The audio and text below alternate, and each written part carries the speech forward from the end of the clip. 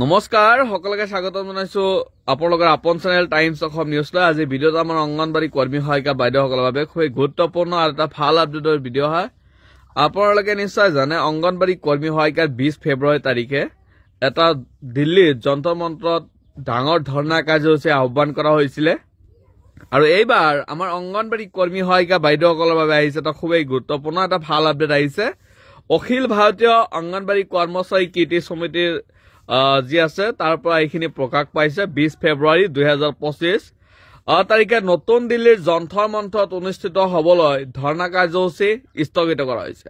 আপোনালোকে ঠিকই শুনিছে যে দিল্লীৰ যন্তৰ মন্ত্ৰত যি ধৰ্ণা কাৰ্যসূচীৰ আহ্বান জনোৱা হৈছিল আৰু সেই ধৰ্ণা কাৰ্যসূচী ইতিমধ্যে স্থগিত বুলি ঘোষণা কৰিছে সন্থাৰ তৰফৰ পৰা। উপৰোক্ত বিষয়ৰ সৈতে জড়িতকৈ ক'বলগীয়া যে অখিল ভাৰতীয় অংগনবাড়ী কৰ্মচাৰী কৃতি সমিতিৰ এটা সমিতিয়ে 2024 চনৰ আগষ্ট মাহত ভাৰত চৰকাৰৰ মহিলা আৰু শিশু বিকাশ মন্ত্ৰালয়ৰ মাননীয় মন্ত্ৰীজনাৰ সৈতে সাক্ষাৎ কৰি অংগনবাড়ী কৰ্মচাৰীসকলৰ দাবী পত্ৰ জমা দিছিল আৰু এই দাবী পূৰণ কৰিবলৈ অনুৰোধ জনাইছিল। কিন্তু প্ৰায় 6 মাহ পাৰ হৈ যোৱাৰ পিছতো ভাৰত চৰকাৰে অংগনবাড়ী কৰ্মচাৰীসকলৰ দাবী পত্ৰৰ ওপৰত কোনো সিদ্ধান্ত লোৱা হোৱা নাই।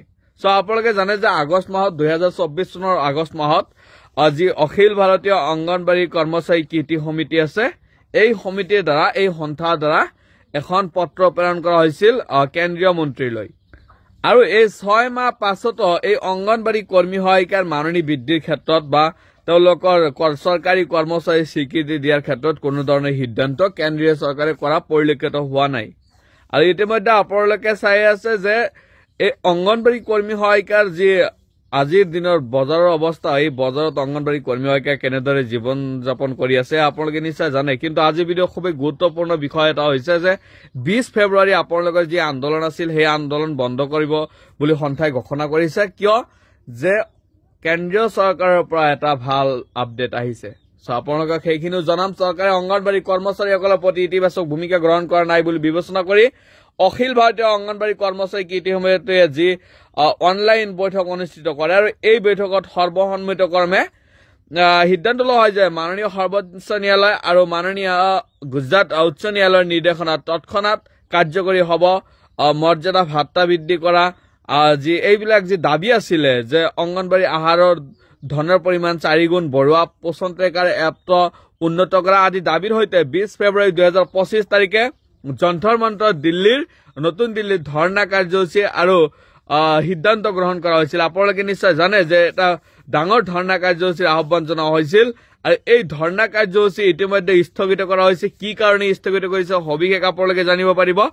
আপোনালোকে ভিডিঅ'টো কেৱল স্কিপ নকৰাকৈ ধৈৰ্য সহকাৰে চাব। আপোনালোকৰ বাবে এটা খুবেই ভাল খবৰ যে কেন্দ্ৰীয় চৰকাৰে আপোনালোকৰ লগত বহিব, অৰ্থাৎ যি অল ইণ্ডিয়ান ফেডাৰেশ্যন আছে বা ডাঙৰ ডাঙৰ সন্থা আছে অংগনবাড়ী কৰ্মী সহায়িকাৰ আৰু এই কেন্দ্ৰীয় পৰ্যায়ৰ সন্থাৰ সৈতে কেন্দ্ৰীয় চৰকাৰে বহি তেওঁলোকৰ যি সমস্যা আছে সমাধান কৰিব বুলি বিশেষ সূত্ৰযোগে জানিব পাৰিছো। আৰু ইতিমধ্যে 20 ফেব্ৰুৱাৰী আন্দোলনটো সফল কৰাৰ বাবে সকলো ৰাজ্য সংগঠনৰ প্ৰতিনিধিয়ে নিজ নিজ ৰাজ্যত মাননীয় সংসদসকলক জ্ঞাপন আগবঢ়াই অংগনবাড়ী কৰ্মচাৰী দাবীসমূহ উত্থাপন কৰিবলৈ অনুৰোধ জনাইছিল। আপোনালোকে জানে যে এই সংসদ যি আছে সাংসদসমূহক এটা আহ্বান জনোৱা হৈছিল যে আপোনালোকে এই অংগনবাড়ীৰ দাবীসমূহ উল্লেখ কৰিব। আৰু মহাৰাষ্ট্ৰ ৰাজ্যৰ পৰা সমিতিৰ সংযোগ শ্ৰী M.A. পাটিলে, কংগ্ৰেছ পাৰ্টীৰ অধ্যক্ষ শ্ৰী নানা পাটল আৰু সোলাপুৰ লোকসভা সমষ্টিৰ সাংসদ কুপ্ৰণীতি সিন্ধেৰ সৈতে সাক্ষাৎ কৰি লোকসভাৰ বিপক্ষ দলৰ নেতা শ্ৰী ৰাহুল গান্ধীজীৰ সৈতে অংগনবাড়ী কৰ্মচাৰীসকলৰ দাবীসমূহৰ ওপৰত আলোচনা কৰিবলৈ অনুৰোধ কৰিছিল। আৰু শ্ৰী M.A. পাটিলৰ প্ৰচেষ্টাৰ ফলত 10 ফেব্ৰুৱাৰী 2025 তাৰিখে শ্ৰী ৰাহুল গান্ধী কৃতি সমিতিৰ পদাধিকাৰীসকলৰ লগত সংসদ ভৱনৰ কাৰ্যত আলোচনাৰ বাবে আমন্ত্ৰণ কৰে আৰু অলপ সময়ৰ নটিফিকেশ্যনৰ সত্ত্বেও 5টা ৰাজ্য প্ৰতিনিধি য'ত শ্ৰী সূৰ্যমণি গায়কৱাড়, শ্ৰী ৰাজেশ সিং, শ্ৰী অশোক সিংহ, শ্ৰীমতী কুমাৰী গীতা, শ্ৰীমতী নীলম পাণ্ডে, শ্ৰীমতী গীতাঞ্জলি মৌৰ্য, শ্ৰীমতী জগমতীজী, শ্ৰী ৰামসাগৰ সাহা, শ্ৰী দত্ত দেশমুখ আদি উল্লেখযোগ্য দিল্লী পাই গৈ ৰাহুল গান্ধীৰ সৈতে অংগনবাড়ী কৰ্মচাৰীসকলৰ দাবীসমূহৰ ওপৰত আলোচনা কৰে আৰু দাবী পত্ৰ আগবঢ়ায়। আৰু তেওঁলোকে অনুৰোধ কৰে যে লোকসভাৰ বৰ্তমানৰ যি বাজেট অধিৱেশন চলি আছে আৰু তাতে অংগনবাড়ী কৰ্মচাৰীসকলৰ যি দাবীসমূহ চৰকাৰৰ গোচৰলৈ অনাৰ বাবে সংসদত মাত মতাব বুলি শ্ৰী ৰাহুল গান্ধীয়ে ইতিমধ্যে উল্লেখ কৰে আৰু শ্ৰী ৰাহুল গান্ধীয়ে কৃতি সমিতিৰ অনুৰোধ গ্ৰহণ কৰি দাবী পত্ৰ সংসদত উত্থাপন কৰিবলৈ আশ্বাস প্ৰদান কৰে।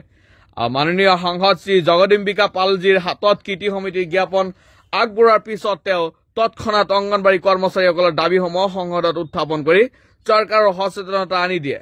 এইটো কৃতি সমিতিৰ একতা আৰু সংগ্ৰামী মনোভাৱৰ ফল যে অংগনবাড়ী কৰ্মচাৰীসকলৰ দাবী সংসদৰ পথলত স্থান পাইছিল আৰু তেওঁলোকৰ প্ৰতি সহানুভূতি প্ৰকাশ পাইছিল। বিশেষ সূত্ৰৰ মতে জানিব পৰা গৈছে যে সন্থাই কৈছে এইবাৰ মাননীয় মহিলা আৰু শিশু কল্যাণ বিভাগ ভাৰত চৰকাৰৰ কেন্দ্ৰীয় মন্ত্ৰী মহোদয়ৰ সৈতে আলোচনা কৰিবলৈ যোগাযোগ কৰা হয়।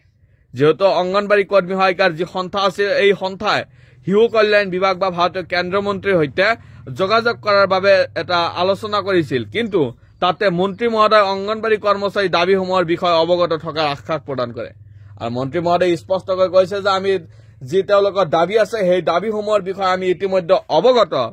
তাতে মন্ত্ৰী মহোদয় অংগনবাড়ী কৰ্মচাৰী দাবীসমূহৰ বিষয়ে অৱগত থকাৰ বুলি আশ্বাস প্ৰদান কৰে। লগতে শীঘ্ৰে সকলো সংগঠনৰ নেতাসকলক আমন্ত্ৰণ কৰি সমূহ সন্মিতক্ৰমে সমাধান বিচাৰি ওলোৱাৰ প্ৰতিশ্ৰুতি দিয়ে।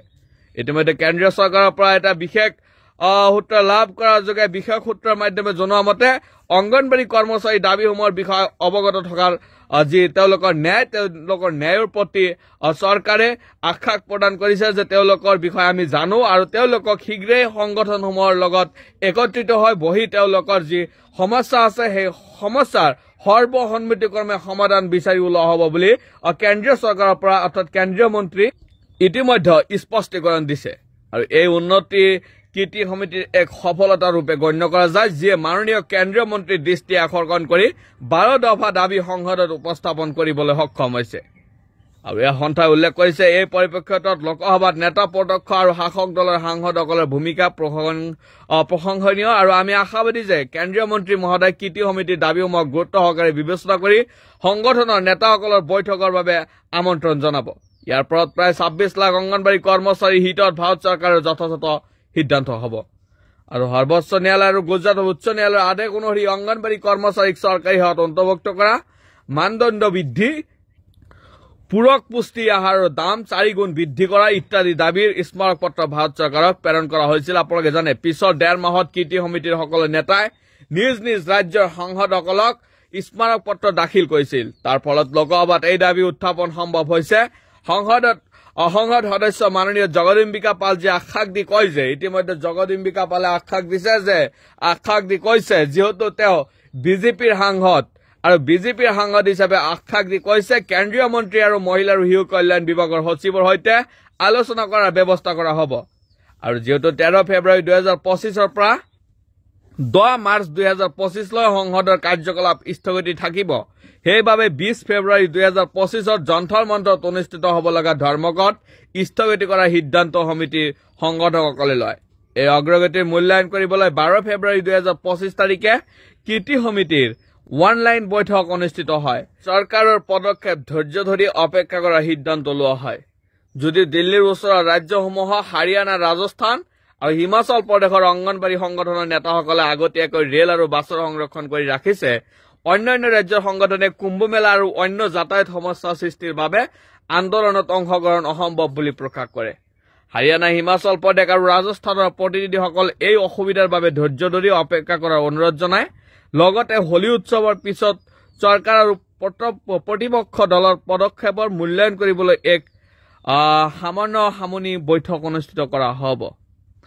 এই সময়ছোৱাত সকলো ৰাজ্যক অনুৰোধ জনোৱা হৈছে যে মাৰ্চ মাহত নিজ নিজ ৰাজ্যৰ বাজেট অধিৱেশনৰ সময়ত মুখ্যমন্ত্ৰী মহোদয়ক অংগনবাড়ী কৰ্মচাৰীৰ দাবীসমূহৰ স্মাৰক পত্ৰ দাখিল কৰা হওক।